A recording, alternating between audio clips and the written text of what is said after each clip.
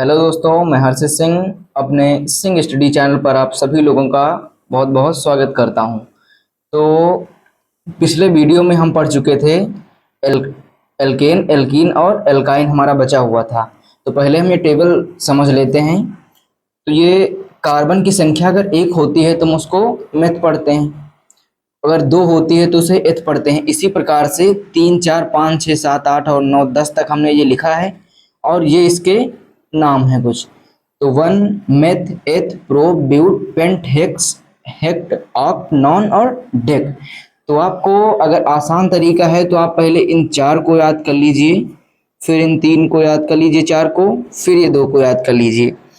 आप एक हिसाब से याद कर सकते हैं ऐसे कि जैसे C5 है, 5 को हम कहेंगे पेंट, 6 को हेक्स, 7 को हेक्ट, 8 को ऑक्ट, 9 को नोन, 10 को डेक। और ये C1 को मेथ कहेंगे, 2 को एथ कहेंगे, 3 को प्रोप कहेंगे। तो इसी प्रकार से हम अब एल्काइन के बारे में जानते हैं। तो वीडियो में एल्काइन पढ़ने से पहले 200 प्लस टारगेट लाइक का टारगेट आप लोगों को पहले पूरा करना ही है। तो ठीक है, आप लोग जल्दी से लाइक करिए इस वीडियो को और आगे का हम सेशन बढ़ते हैं। ठीक है, तो एल्काइन आपका जो है पिछले सेशन में बचा हुआ था, तो एल्काइन पढ़ाते हैं आपको। एल्काइन का मैंने पिछले वीडियो में जो है सामान्य सूत्र बताया था, CnH2n-2। अब भैया इसका सूत्र होता है CnH2n-2। यन मैंने बताया था पूर्णांक, और जो होते हैं यन, यन का मतलब यही होता है जैसे कार्बन की संख्या 1, 2, तो यन की जगह पर हम यही रखेंगे 1, 2, 3, 4, 5, 6, 7, 8, यानी कोई पूर्णांक रखेंगे। तो हम यन की जगह पर 1 रखते हैं। देखते हैं फिर कौन सा सूत्र बनता है रखने पर। अब Cn, तो C की जगह पर, यन की जगह पर हम क्या लिए हैं 1, तो C1 हो गया।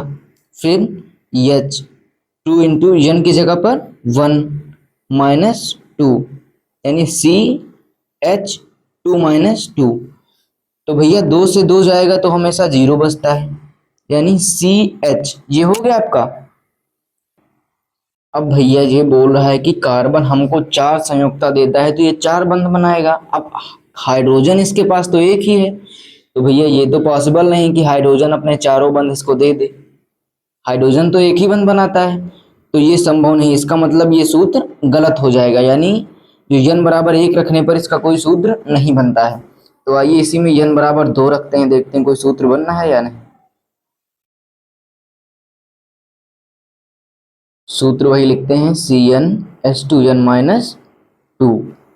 C यन की जगह पर 2, H की जगह 2 गुणे यन की जगह पर 2 minus 2, C2 H 2 2 4 minus 2, C2H 4 minus 2, 2 बचा यहाँ पर।